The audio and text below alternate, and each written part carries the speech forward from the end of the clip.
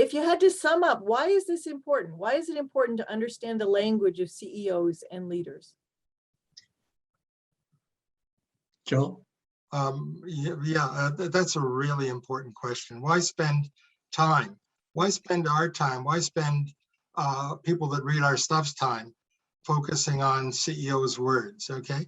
The answer for me, and I'll leave Russell provide his own answer, is fairly straightforward, because CEOs are of central importance in if we're talking about for-profit organizations that are of central importance to the success of our capitalist economy.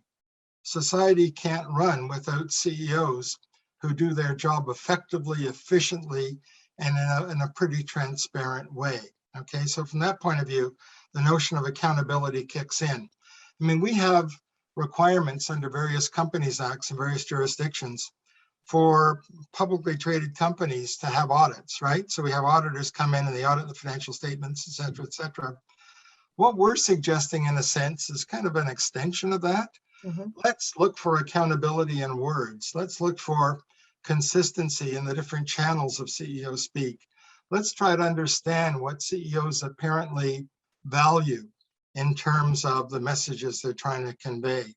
So I think CEO speak and analyzing CEO speak is really important for very basic societal reasons, the effective and efficient running of our society, our economy, and also generally for me also, CEO speak, the variations of CEO speak, whether you've got a 25-page CEO letter from a Warren Buffett or a tweet from Darrell Kay, who runs Uber, they're interesting examples of narrative. They're wonderful, okay? And some CEOs, even I guess if you account also and take into account the assistance of communication assistants helping them, some CEOs are wonderful writers. Some CEOs are not.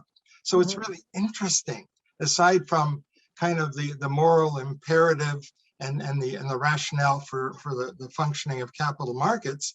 It's just interesting. They write interesting stuff. When I sit down every, I guess, March or April and spend a day and a half or 2 days reading through Warren Buffett's Berkshire Hathaway CEO letter, I'm at times delighted, at other times amused, once or twice a little angry, especially when he attacks financial accounting rules promulgated by the Financial Accounting Standards Board. So I don't know, that's just my reaction. Well, I would say, Alexandra, that, we're dealing with people who are very powerful in our society, CEOs of major companies, and they exercise their leadership through language. There's no question about that.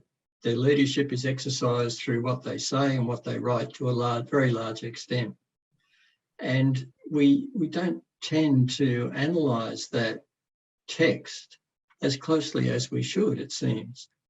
And so what we've done is provide a set of examples of what can be teased out of a close reading analysis of the text of CEOs, whether it's written or spoken, how it reveals the tone at the top of a company, how it reveals their attitude to safety, how it reveals their ethical values, and of course, what it tells us about their personality, whether they are inclined to hubris or narcissism. These are all important bits of information that can be applied in all kinds of contexts and to help us develop a better understanding of the CEO and the company.